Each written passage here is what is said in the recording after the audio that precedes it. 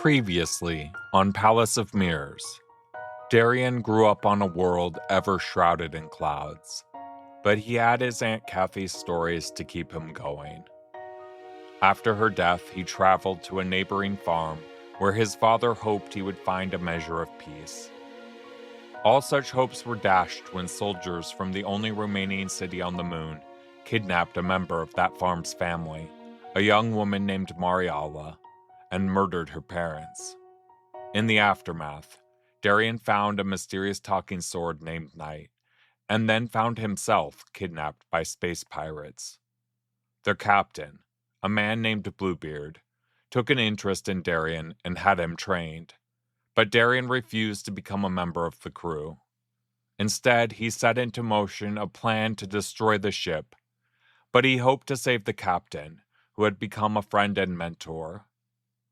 Bluebeard died, betrayed by another member of the crew named Dragoneye, and Darien fled the sinking ship with Night. And now, Palace of Mirrors Season 2, Episode 1, Embers in Stone. Darien lay on his back beside the fire and stared into the sky. How many times in his life had he stared into this same sky? Every time had been a stitch in his soul, one after another, until at some point they had been the very thing holding the pieces of him together. He had hated the entrapping sky, but he didn't know who he would be without it. The night lay thick and heavy around him. It lay so still it seemed as though it held its breath, waiting. Darien had grown numb to the ever-present hum and rattle aboard a starship. Now, absent the grunts and growling voices of broken men, he realized how much he had missed the sounds of insects singing in the shadows. "You did well to make your escape close to anchor. We should be able to hike to the city in just a few days to begin our search." Night's voice did not fit under this sky. The darkness, unbroken by stars, trapped the voice like a bird in a cage. "I'm not going to the city," Darien replied. He too lived in that cage. All his life he had rattled the bars.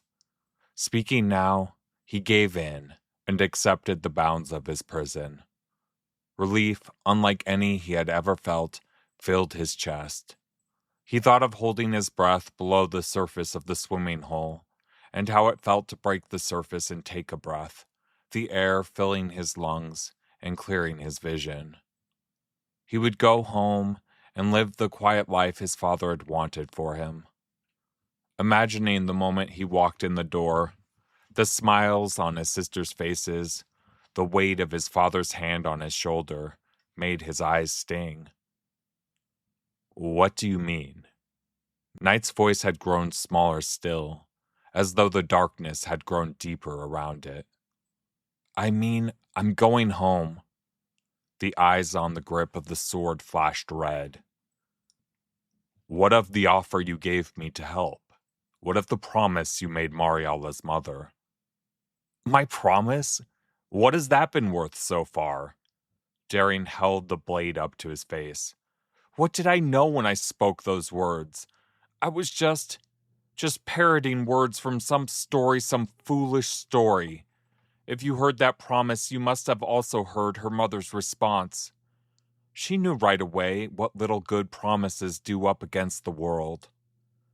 If Night had been a man, he would have paced around the fire in frustration. But he wasn't a man. He was a blade, forged from metal and frozen as ice. "I warned you that day I saved your life. I warned you of the dangers. You ignored my words. You took me from that chamber. You told me you would find her. So, what good have I done? What good has my help been to you or Marialla? We lost weeks on that ship. I nearly lost my life more than once. At this rate, if I continue, I'll never see my family again. I'm not the person to do what you want me to do." A Topher serpent rattled in the night. They hunted only in the dark and announced their kills with the clattering of their razor teeth. The sound fit the all-too-close darkness. Shall I walk to the city on my own, then? Guilt curdled in Darien's stomach, but the sword continued before he could respond. Will you really leave Marialla to the whims of those who murdered her parents? Darien had to steady himself on the moon. Why did the sword have to test his resolve? The metal reflected his eyes, all shadow in the night. They stared back at him, and he sensed accusation. In the shadows, they became his father's eyes. In the shadows, they became Bluebeard's. In the shadows, they became Kathy's. Don't you understand? His breath fogged on the metal. She's gone. She's gone, and she's never coming back. He fell back from Night, cradled his face in his hands, and sobbed. His body rocked as his anguished voice echoed out into the night. What did the Topher serpent make of the sound? Did his ragged voice bring pause to its feeding? She never stood a chance, Night, don't you see? Not since the day they broke her door open. I've always known it. Right here, I've always known. He thumped his chest with his fist. But I buried it deep below a story, the way I've buried everything all my life. Every time I thought I couldn't go on, I told myself that story. I repeated it over and over and over until I even believed it. But underneath, the truth was always there. He turned from the sword and waited for argument, but when the blade spoke, it did not carry the weight of force. You're right. Its voice reminded Darien of the wind through the trees. One would think, after all this time, I would have recognized a hopeless cause. I've seen so many come and go. With all my experience, I should never have let you take on this task. Knight's voice grew firm. I might have seen it sooner, but you reminded me of a friend I had long ago. It's strange. When I met you, I lost all sense of time and place. That should not be possible. Without time and place, I am nothing. I wonder if I might ask one final thing of you. Darien turned back to the sword, but hesitated. What would the sword ask of him now? The last task had nearly broken him in half. Destroy me.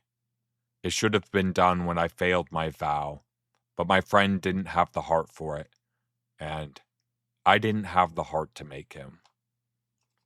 Destroy you? Please. I can tell you how to do it. When you've finished, you will have a sword like any other, inert and silent. Hang me on your mantle or bury me in the moon. It will make no difference then. Some nights, on the Kraken, Darien had dreamed of taking revenge on the sword that had led him there. Somehow, in those dreams, the mere act of killing the sword reversed time. But then some days, talking quietly with Bluebeard, Darien had been grateful to the sword. It had bound him and the captain together. Darien heard Bluebeard in Knight's voice now, not the mentor who had trained him to wield a sword, not the angry old man who had threatened to kill him, not the storyteller and not the dreamer. He heard the boy in Knight's voice, the broken boy who had grown into the broken man he loved. Darien felt the phantom warmth of Bluebeard's blood and the coldness of it as well. Darien blinked. Without realizing, he had taken out the box the captain had left for him. It opened with a click, and a circle of daylight spilled out and drowned the campfire. Even the crackle of the flames grew distant. The sphere within the box drew Darien's eyes and trapped them. Bluebeard left this for me? He begged me to make sure you got it. They were the first words he spoke to me. It was the moment he revealed that he knew my secret. Darien licked his cracked lips and reached for the sphere. He cradled it in his palm, where it fit as though it had been made to sit there. He meant to lift it, to peer into the glass, to speak aloud his many questions. The world fell away, and Bluebeard's voice lit the darkness. Once I believed the world would be what I would make it. The darkness turned to dust and scattered on a chilling wind. Once again, Darien stood in the shadow of the great cliff upon which the Palace of Mirrors perched. The door in the cliff remained closed. Bluebeard, young as Darien had seen him in the engine, knelt before the door. Under the dust clinging to his skin, the captain looked drained of blood. Darien had to fight back the memory of trying to hold Bluebeard's wound closed, had to fight back the memory of the blood seeping through his fingers. But that was just the folly of youth. The wind spoke with Bluebeard's voice, and the dust swirled into Darien's eyes. He blinked it away and opened his eyes to find he no longer stood on that world where the sky stretched so wide it seemed it would tear at any moment. He stood on the deck of a starship. Stars glittered against the pure black of space on the other side of a window. The bulkheads groaned, the discordant sound all too similar to the death rattle of the Kraken. "Linda! Wake up, Linda!" Bluebeard spoke in a tender voice, but a tremor of terror lit his syllables. The captain knelt, blood weeping from what had once been an eye. The red tears dripped from his chin and landed on the sharp face of a young woman. Her head rolled to one side as Bluebeard lifted her into his lap, and her dead eyes bore into Darien. The sudden sense came over him that she begged something of him. He took a step back, almost expecting the corpse to rise up from Bluebeard's arms. The captain did not see Darien and did not seem to sense the unspoken request in the woman's empty eyes. He rocked gently with her in his arms. "Aye, the folly of youth." Bluebeard's voice swept the scene away, and Darien found himself on a stone balcony under a night sky singing with still more stars. A child lay on his back and stared into the sky. His soft black hair stuck out in every direction, and his eyes shone with starlight. Darien stepped up to the railing and caressed delicate leaves of a vine that had grown into the stone. On 6, a plant this fragile wouldn't even survive until winter, let alone make it to the next season. A woman's singing voice carried from inside and drifted into the night. Hearing it, Darien longed to sit curled in Kathy's lap. "How often have I returned in my mind to this balcony?" Bluebeard sighed. "It made me who I am, as much as the sea and as much as our Linda. It lives now only in my memory, the smell of lilacs, the heat of stone still warm with the vanished sun, my mother singing in the bath for no one but herself. All of it gone, all of it a part of me and only me. No, I forget what I'm about. I give it to the stone. I give it to you, Darien." In a single whoosh of air, the world became black and only black. Bluebeard's voice continued into the darkness. "If you hold this relic, it means I found a way to do the one thing I longed for and never thought I would find the strength to do. I let you go. I give you my memories. I give you everything that has ever mattered to me. I give you the things that made me something other than a monster. Once, desperate and foolish and young, I promised them to the Palace of Mirrors, but it did not respond to my prayers. So I give it all to you, Darien. I ask nothing in exchange." Light rushed into the world with the sound of Bluebeard's breath. The balcony remained, but the boy no longer lay on his back with the sky for a blanket. Darien followed the song through a curtain, coasting on the breeze, off the balcony and into a child's richly adorned room. A four-poster bed, carved in the shape of a sea monster, dominated a corner. The rumpled bedding within resembled waves. Toy sailing ships lay scattered across the floor. A mobile twisted slowly in the evening current, stars and planets and a small ship all cast from glass. They refracted light in bands of color that spun along the walls and the floor. Darien followed the musical notes into a hall, under the gaze of portraits staring down from the past. He stopped at a door, cracked open. Light spilled out with wisps of steam. The scent of flowers filled Darien, and tears clung to the corners of his eyes. He had never smelled something so beautiful. Sliding to the floor, he closed his eyes and listened to the wordless song. It washed over him with the steam curling out the door. Steps echoed from further down the hall, and Bluebeard, the old captain Darien had known, sat on the other side of the door. He pulled the stone from his pocket. All the color of the mobile from the child's room tumbled into the hallway from the glass in the old man's hand. I found this the day I killed Arlinda. It lay, soaked in her blood, where it had fallen from her pocket. The music cut abruptly, a violent turn to silence that sent a shiver snaking through Darien's body. At just that moment, the light from the door cut to darkness, and then the darkness turned aside, like a heavy curtain, to reveal Arlinda atop a cliff. Endless waters stretched to the horizon as Darien looked past her. Wind whipped her hair in a frenzy. Cal. Her voice blended with the ocean waves crashing on the shore below. Do you remember the morning you found the bed empty? I'd gotten up early to make my report home, but I couldn't go back to sleep. I paced the house, but it felt too much like pacing a prison cell. Here, though, right here, I felt almost free. I kept thinking, if only I became part of the sky, I could just blow away over the ocean. I kept thinking that if only I could open my arms and fly, I wouldn't have to be the traitor. I wouldn't have to hurt you.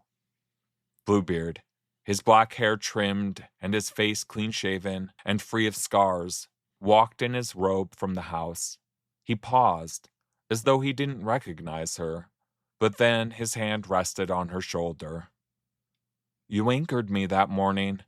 You anchored me to the earth, and I knew I could never become the sky.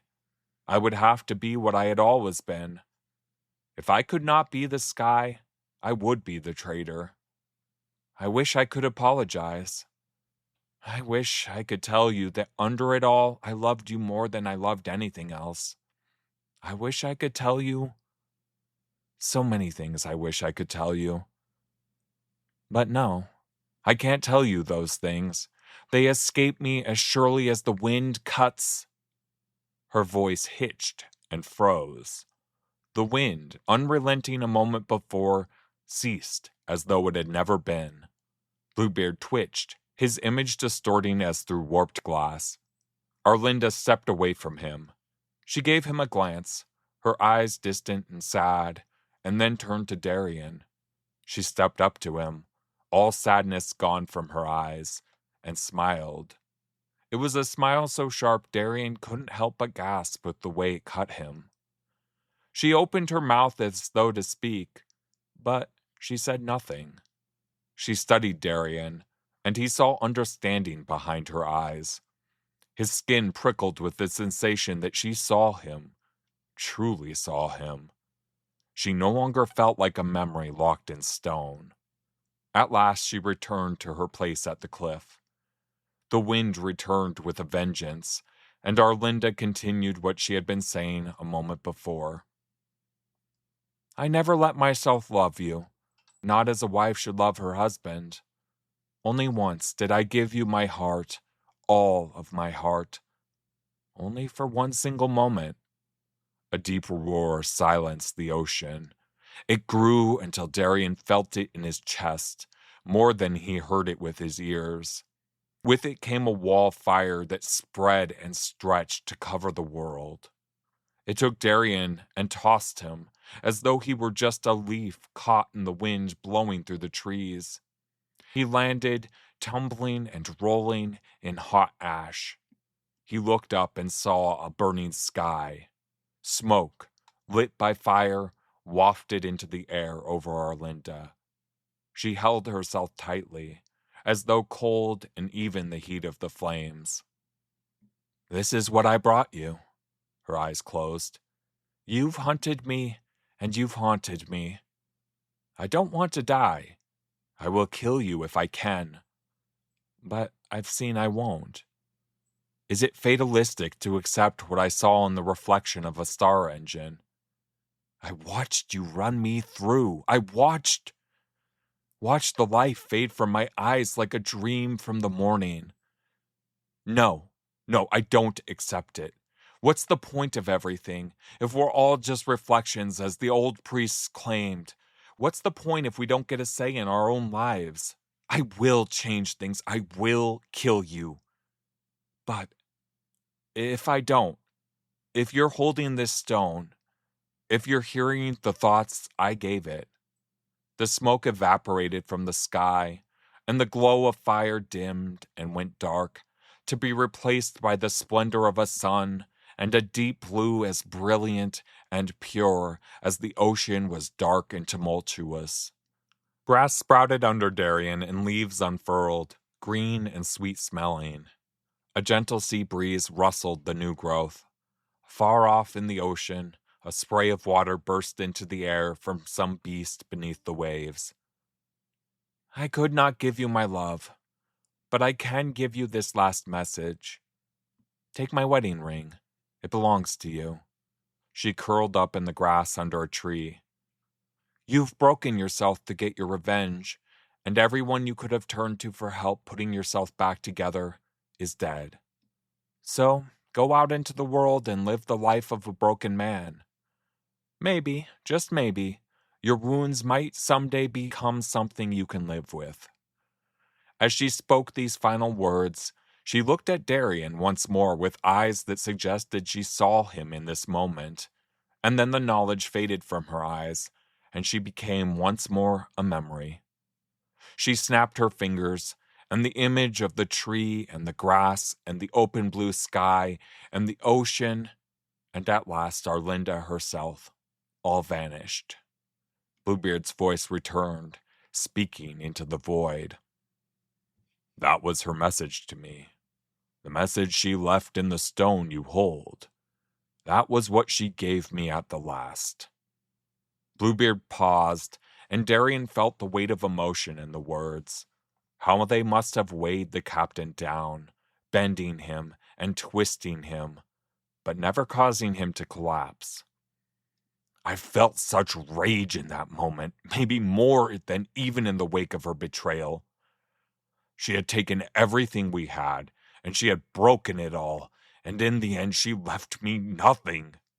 Even her death had brought me no peace, no sense of purpose. Why had she done it? What had it all been for? I threw the stone to the floor with all the remaining strength in my weary body. My legs folded, and I crumpled into her blood. The stone spun on the floor, and in it, I saw you, Darien. I saw you holding that sword. The captain's words painted the void, first color and then shape, and Darien found himself returned to the door in the cliff beneath the palace. He faced the young Bluebeard. They stared at one another. So, on that day we met at the foot of the palace, the day I begged it to take back all I'd done, I recognized you. I don't understand how you came to be there. I suppose I never will. A shame. I would like to have heard the tale. When you vanished, as suddenly as you had appeared, I knew we would meet again. He laughed warily. I waited so long, and it may be I would not have recognized you at all in our storeroom, were it not for the sword. I am an old man, after all, and my memory is maybe not what it once was. As Darien watched, The young vision of Bluebeard transformed. His back hunched, lines of age creased his face, and his beard grew out and became speckled with gray. An eye patch appeared to cover the hole in his face, and Darien found himself facing the man he had known. Bluebeard smiled, a small thing on his old face. "Oh, Darien, how I've let you down." The captain looked to the dead sky of Leviathan. "You deserved better than what I gave you." Darien rubbed tears from his cheeks, a sob escaping his lips. "How much heartache and suffering could I have forestalled had I only been able to forgive? If you take anything from our time together, I beg it be this. Don't be afraid to let go. There's something in you, I think, something that will destroy you if you aren't able to make the hard choices. The choices I could never make myself." Bluebeard sighed, and Darien felt his breath like a hug. "Goodbye, my boy. I'll be watching you from beyond the Palace of Mirrors. I'll be watching you always. Goodbye." Darien blinked, and when he opened his eyes, he found the knight close beside.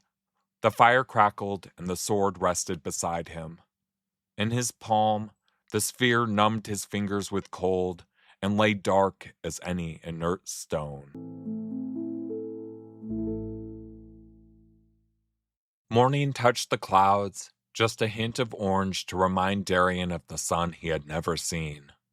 He rubbed his hands together over the smoldering carcass of the fire. For a long time, Darien stared down at the embers glowing in the shadowed remnants. He thought about the seeing stone, locked away once more in its box. Bluebeard's voice echoed in the back of his mind, and Darien wondered how long those embers would glow within him. The decaying remains of the tower where the Kraken had died subdued the skyline. Tendrils of smoke rose up from the remains of the ship, unseen from Darien's camp, and twisted around the building. How long would the wreck burn? How long would the smoke rise? Eventually, Darien knew, the Kraken would be just another ruined thing. Eventually, it would look as though it had always been a part of Six. "I want to know who you are," Darien spoke without looking to the sword. He spoke, as he ever had, to the sky. "Can you not just let me rest in peace?" "No," Darien shrugged. "I won't destroy you without knowing what I would be destroying. Besides, after everything, don't you owe me the truth?" Darien kept his voice level, but it quivered like a plucked string. "Very well. I am Nightingale, 13th ship of the Imperial Guard, and I am twice forsworn and twice cursed. There. You know the truth. You would do well to ask me no more. End me here.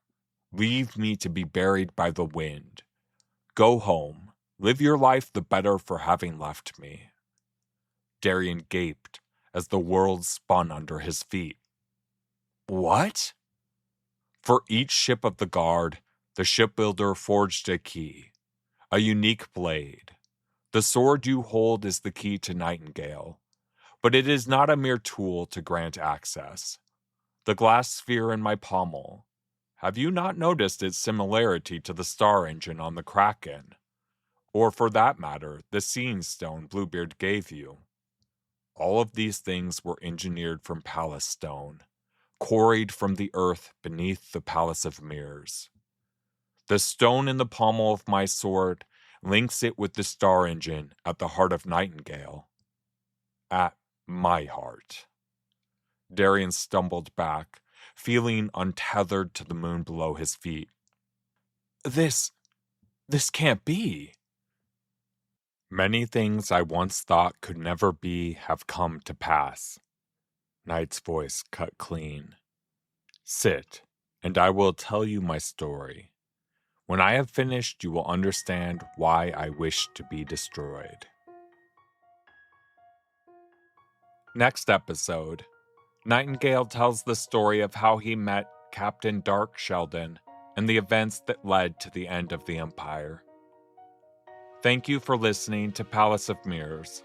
If you liked the show, please give it a 5-star rating on your platform of choice and share it with anyone you know who might enjoy it. I truly appreciate your support.